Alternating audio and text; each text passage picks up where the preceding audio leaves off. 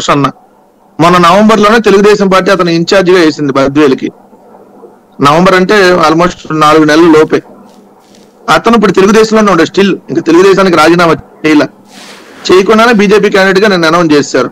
మరి అద్భుతాలు అంటే ఇట్లానే ఉంటాయి కదా. అంటే ఒకటి చేస్తున్నట్టున్నారు ఇక్కడ. మీరు అన్నది బీజేపీకి వచ్చిన ఓట్లు లెక్కేస్తున్నారు. ఇప్పుడు పొత్తులో మీరు అప్పుడు లెక్కేయాల్సింది తెలుగుదేశానికి అప్పుడు ఎన్ని ఓట్లు వచ్చినాయి, జనసేన కూడా విడిగా పోటీ చేసింది కదా క్రిందసారి, వాళ్ళకెన్ని, లేకపోతే వాళ్ళతో మిత్రపక్షం మన బీఎస్పీనో కమ్యూనిస్టులు చేస్తుంటారు, వాళ్ళకెన్ని ఓట్లు వచ్చినాయి, బీజేపీకి ఎన్ని ఓట్లు వచ్చినాయి, 3 క్యాలిక్యులేట్ చేస్తే తెలుసుద్ది. ప్లస్ ఇప్పుడు ప్రభుత్వ వ్యతిరేకత అన్నటువంటిది. రాజకీయాల్లో 1+1+1 3 ఎప్పుడు కాదు కదా సాయి గారు. అసలు రాజకీయాల్లో 1+1+1 3 అయితే అవతల అన్ని పార్టీలు కలిసి పోటీ చేసేస్తాయి కదా. ఈ రాష్ట్రంలో అట్లా జరిగింది కదా. 1+1+1 3 ఎట్లా అయింది? మా దగ్గర నుంచి 23 మంది శాసనసభ్యులు తీసుకున్నారు కూడా. పొత్తు కనుక యాక్సెప్ట్ అయితే అవుతుంది. ఇప్పుడు మహారాష్ట్రలో భారతీయ జనతా పార్టీ కలిస్తే సక్సెస్ అయింది, విడిగా పోటీ చేసినప్పుడు ఫెయిల్ అయింది. మా దగ్గర నుంచి 23 మంది తీసుకున్నారు తెలుగుదేశం. ఏమైపోవాలా 23 మంది అటు వెళ్ళిపోతే అసలు డిపెండెంట్ రాకూడదు కదా. అది వేరు ఇది వేరు. ఇదేమో పొత్తులు యాక్సెప్ట్ అయిన సందర్భంలోనే ఫెయిల్ అయిన సందర్భంలో 2019లో సూపర్ సక్సెస్ అయింది, 2004లో ఫెయిల్ అయింది, 2014లో సక్సెస్ అయింది. అట్లాగే ఇక్కడ సక్సెస్ రేట్ ఎక్కువ ఉంది వాళ్ళిద్దరి మధ్యన. ఇప్పుడు అందులో 3 మధ్యన వాళ్ళు విడిపోవడం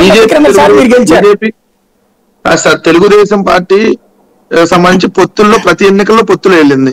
ఎన్నిసార్లు సక్సెస్ అయింది? 50% అయిందా? 50% కూడా కాలం నాకు తెలిసి. అన్ని టీఆర్ఎస్ తో వెళ్ళొచ్చు పొత్తులో, కమ్యూనిస్టులతో వెళ్ళొచ్చు, తెలంగాణలో కాంగ్రెస్ చంద్రబాబు గారు అన్ని రాజకీయ పార్టీలతో పొత్తులో వెళ్ళారు. రామారావు గారు ఉన్నప్పటి నుంచి పొత్తుల్లో వెళ్ళారు. సాయి గారు ఎన్నిసార్లు సక్సెస్ రేట్ ఉంది, ఎన్నిసార్లు ఫెయిల్యూర్ రేట్ ఉంది? పొత్తులతోనే అధికారం వచ్చేసిద్ది అని అనుకుంటే ఇంకా ఈ దేశంలో అన్ని రాజకీయ పార్టీలు పొత్తులు వెళ్ళిపోతాయి కదా. ఇంక ఎందుకు ఇవన్నీ మేనిఫెస్టోలు ఎందుకు, ఈ జనాలకు సంబంధించి పథకాలు ఉంటుంది, ఏదో రాజకీయ పార్టీతో పొత్తులు పెట్టుకుంటే వాళ్ళ 1% మనకు కలిసిద్ది, లేదంటే వాళ్ళ 2% మనకు కలిసిద్ది అంటే అప్పుడు 4 రాజకీయ పార్టీలు కలిసి పోటీ చేసినాయి పోయినసారి. Janasena, BSP, CPI, CPM. ఆ 4 రాజకీయ పార్టీలకు సంబంధించి వచ్చినటువంటి బలంగా జనసేన ఓటింగ్ 6% వేసుకోవాలి. ఎందుకంటే 136 చోట్ల పోటీ చేశారు కాబట్టి అదే ఓటింగ్. ఆ ఓటింగ్ లో కమ్యూనిస్ట్ ఓటింగ్ కూడా ఉంటుంది కదా. ఆ నియోజకవర్గంలో 10,000 ఓట్లు పడి దాంట్లో కమ్యూనిస్ట్ ఓటింగ్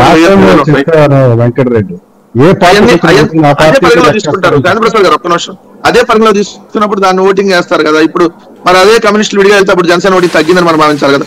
అట్లా ఉండదు సాయి గారు. ఇక్కడ పొత్తు నైతికమా అనైతికమా అనేది ఈ రోజు ఉన్నటువంటి సోషల్ మీడియా యుగంలో. ఎందుకంటే ఈ రోజు పని చేసుకునే పొలంలో పని చేసుకునే వాళ్ళు కూడా మొబైల్ ఆన్ చేసి ఏదో ఒక యూట్యూబ్ లో ఏదో ఒకటి అంటే ఏదో ఒకటి వస్తా ఉన్నాయి వీడియోలు.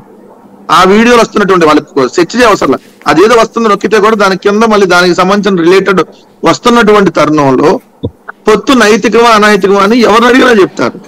ఆ రోజు పొత్తుకు నైతికంగా అనిపించుండొచ్చు. ఎందుకు 2014 ఎన్నికల్లో రాష్ట్రం విడిపోయింది, చంద్రబాబు నాయుడు ఏదైతే సీనియర్ నాయకుడిగా ఉన్నాడు, అనుభవం ఉంది, అవతల మోడీ గారు వచ్చేస్తున్నారు అనేటటువంటి దాంట్లో ఆ రోజు ఉన్నటువంటి సిచ్యువేషన్ వేరు.